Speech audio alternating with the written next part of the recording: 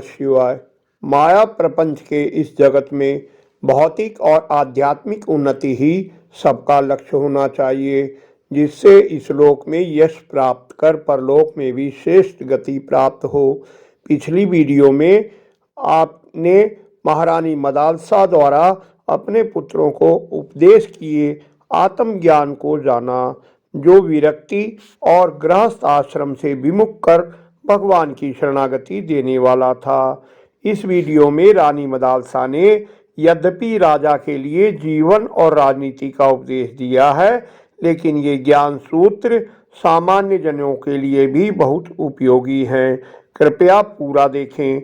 मेरी त्रुटियों को क्षमा कर भक्ति रस का अमृत पान करें। महाराजा ऋतुध्वज के कहने पर महारानी मदालसा अपने चौथे पुत्र अलर्क को प्रवृत्ति मार्ग का उपदेश देने लगी।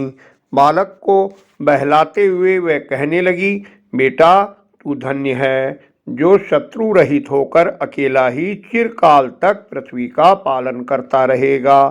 पृथ्वी के पालन से तुझे सुख भोग की प्राप्ति हो और धर्म के फलस्वरूप तुझे अमृतत्व मिले।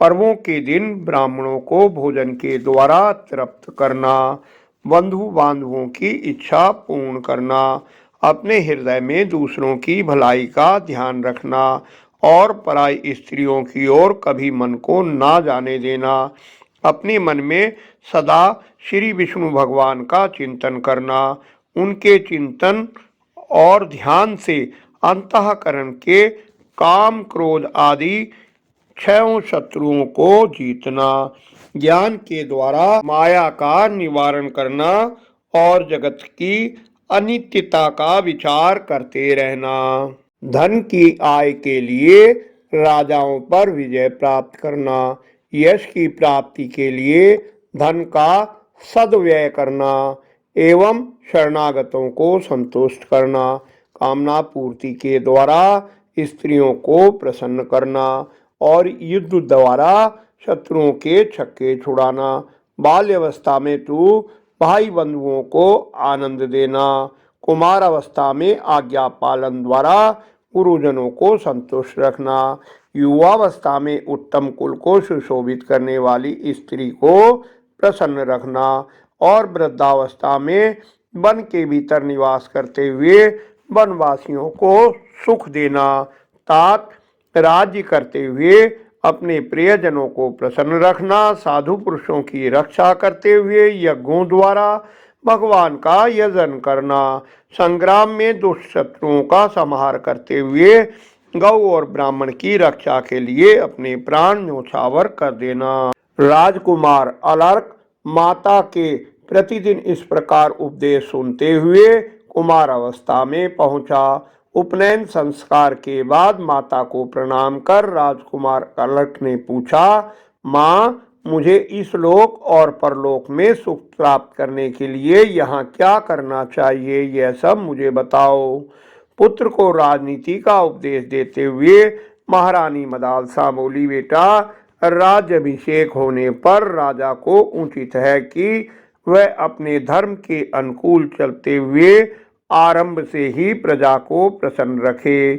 कटु वचन बोलना, कठोर दंड देना, धन का अपव्यय करना, मदिरा पीना, स्त्रियों में आसक्ति रखना, शिकार खेलने में व्यर्थ समय गंवाना और जुआ खेलना, राजा को इन 7 व्यसनों से, बुराइयों से परित्याग कर देना चाहिए, दूर रहना चाहिए, क्योंकि ये राजाओं का मूलोच्छेद अर्थात सर्वनाश करने वाले हैं। अपनी गुप्त मंत्रणा बाहर फूटने से उसके द्वारा लाभ उठाकर शत्रु आक्रमण कर देते हैं, अतः ऐसा ना होने देकर अपनी रक्षा करना।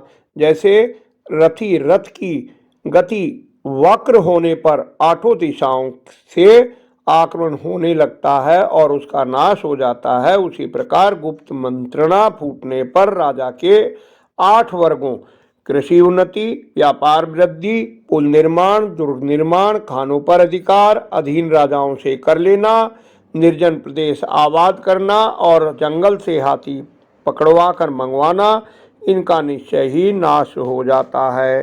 राजा को इस बात का भी पता लगाते रहना चाहिए कि शत्रु द्वारा उत्पन्न अथवा बहकावे से कौन मंत्री दुष्ट हो गया है और कौन अदुष्ट।